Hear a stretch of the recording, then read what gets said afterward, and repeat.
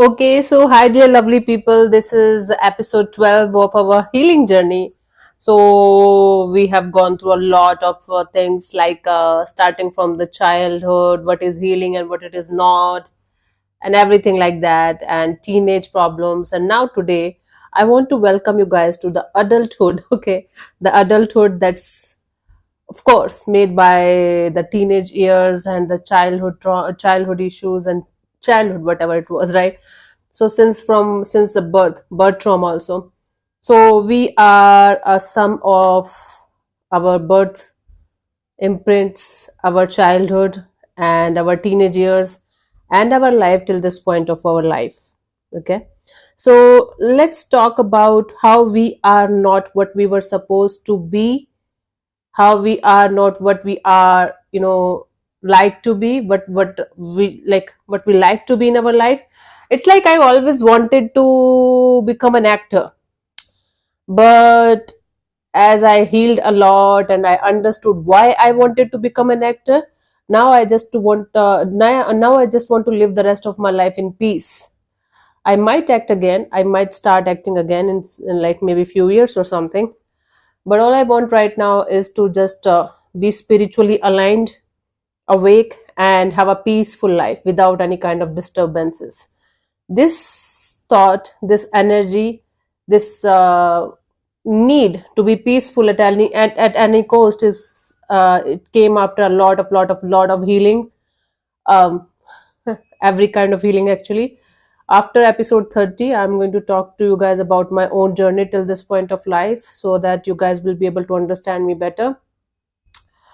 And today I thought like we should move on to the 12th episode in adulthood, because yesterday only, or maybe 2 days ago, I think somebody was talking to their friend like how their adult life is fucked up and how they wish to be a child again and start from the start. That's actually not physically possible, but this urge of mine to tell them, to talk to them and say, hey, I'm a healer and you can actually do that. I stopped it it was very difficult for me to stop that urge, because you cannot just lecture people like around like how they should live their life and everything, right?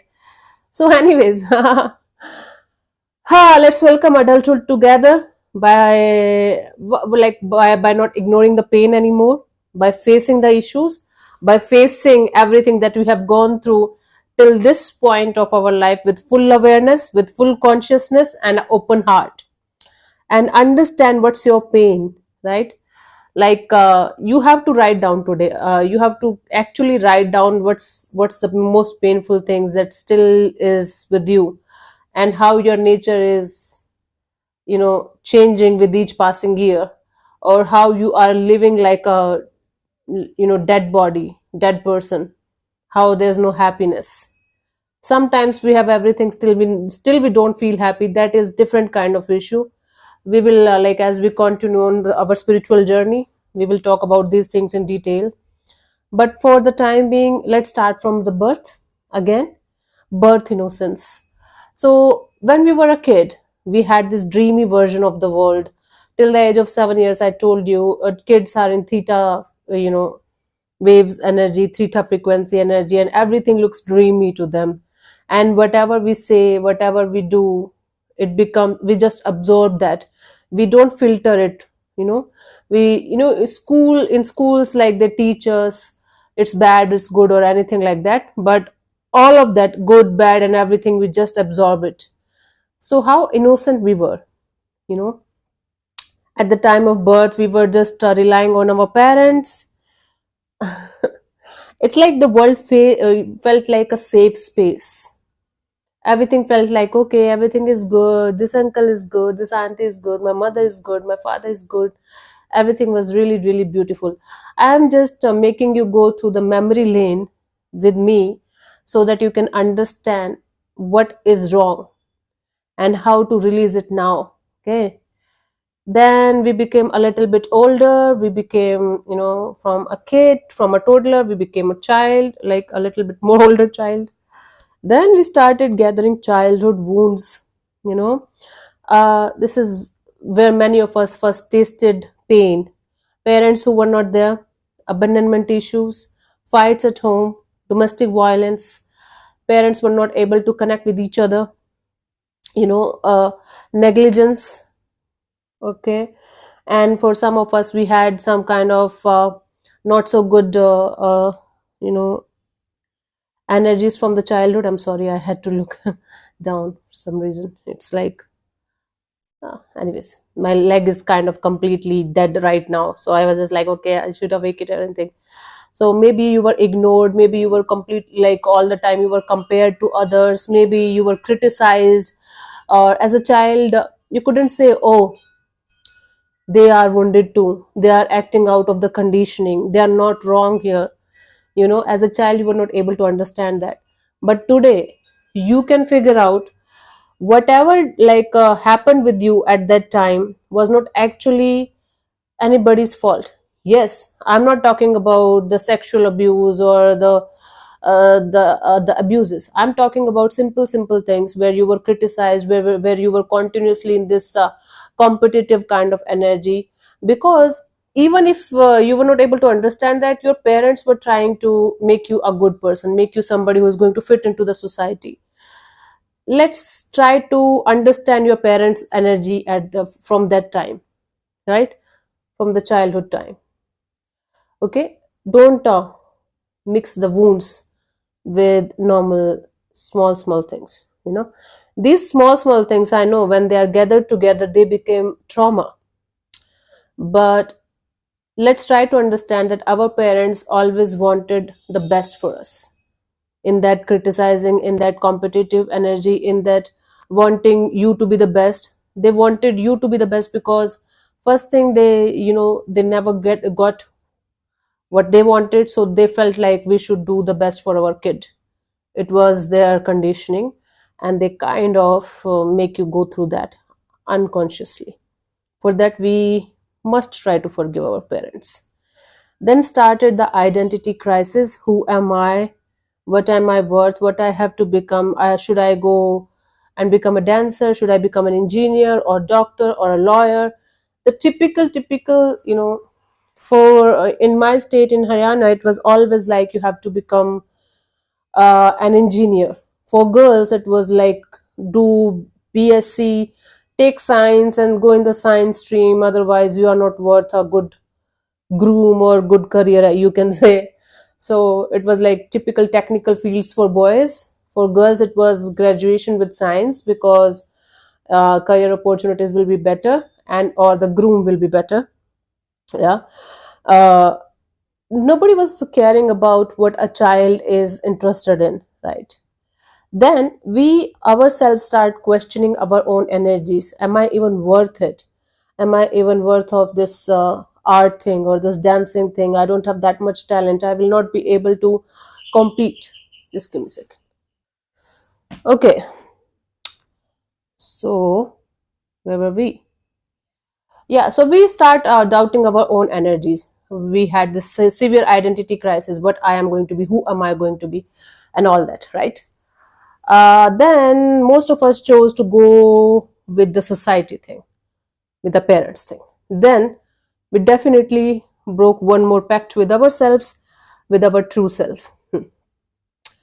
Then all this trauma, all this conditioning, all this suppressing ourselves became like an imprint in our subconscious mind, right? Some of us face trauma in early childhood, in teenage also, maybe big or small, abuse, neglect, bullying, loss, whatever you call it. Trauma is not just what happened to you, it's what stayed inside you after that thing is gone, the imprints.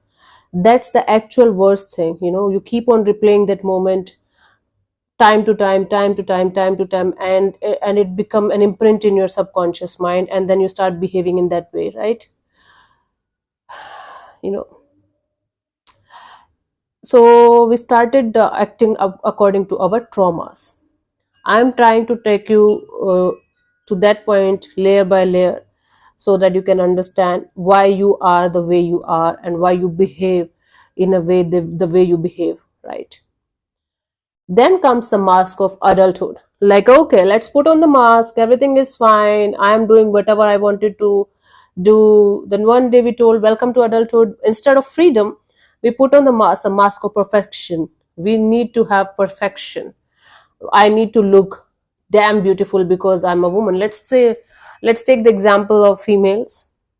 Most of us don't like the makeup thing, maybe in general life, but most of us do the makeup thing because a lot of females around us do that. It's not like and mind you, lots of females don't do makeup just to look good. When we do that out of self love, it's a different thing. They want to do it just to look better, just to be in a competitive kind of energy. I should look better than this lady, I should look better than this colleague, and I have to impress the seniors, impress other people around me, and this and that, right? Even if from inside that lady is very simple, sweet, and she don't even like makeup. I am not against makeup at all. I myself was an actor, so I used to do a lot of makeup, even though I never liked makeup on in that sense. I always like it natural, kajal and just a simple tint or something. But the mask of perfection comes with adulthood, right? So we suppressed our true nature, our true behavior, our true love that we have for ourselves, that we should have accepted, but we ignored all of that, and we put on the mask of perfection. And this is what we call as welcome to adulthood, right? Then then comes the guilt. I'm not enough, I'm not doing enough in my life. This and this is earning this much, they have kids, they got married. This shame and guilt on yourself, like shame on you, you are not able to earn this much. Shame on you for not being able to find the right partner for yourself. And then the guilt of not being able to do it at the right time, maybe, right? Especially the marriage thing, the kids thing. If you are one person who is single and happy and doing your own thing, at some point of time you might have also gone through the shame and guilt. Definitely you have gone through this at some point of time, then you have evolved, maybe, right? It can be about anything. It can be about career, it can be about looking good from others, or just who is putting on the mask more perfectly than me. This competitive energy, then this becomes our nature. We keep on shaming ourselves, fat shaming, body shaming, color shaming, age shaming, and then this guilt of not being able to do anything about it, maybe the time, the at the right time. Wow. Then the grief or and the loss. Grief is not about death only. It's about the friends you lost, the love you lost. Maybe you lost some friend who was very very close to you, who was able to understand you without any filters, without any what we call that, judgment or something. You found a gem and then you lost them. That also becomes a part of our journey, that also becomes a part of our adulthood, and that pain remains with us you know then for some of us, we have lost a loved one, a family member, and or a romantic partner, and somebody betrayed us or cheated on us or did something really horrible with us, and that pain remained, that grief and loss remained with us, and that shaped us in a more difficult to deal with kind of person. Instead of becoming better, we chose to become bitter. Okay. Then started the game of trust and abandonment issues, because there's like many of us live as adults with trust issues, especially those who were cheated by their loved ones or romantic partners or their family members in some way, betrayed by someone. They don't trust people easily. They always feel like if somebody is coming towards you with some kind of good words, good energy, good vibes, you will not trust us. Even if somebody is going to say you, like for example, if somebody is going to tell you that they love you, you will not trust them. But you will question them, you will question yourself, you will question the whole existence, like why they love you. I'm not talking about romantic partners only here, the one that you're already with. I'm just telling you normally. Let's say if somebody is going to tell you that they hate you, you might not question that at all. You are going to straight away feel like, okay, might be I'm not good enough for them, might be there is something wrong in me, I'm unlovable, I'm unworthy. So if somebody is not loving me, somebody is hating me, maybe I'm worth it. So that trust issues and abandonment issues become a part of our structure, become a part of our adulthood life, don't they?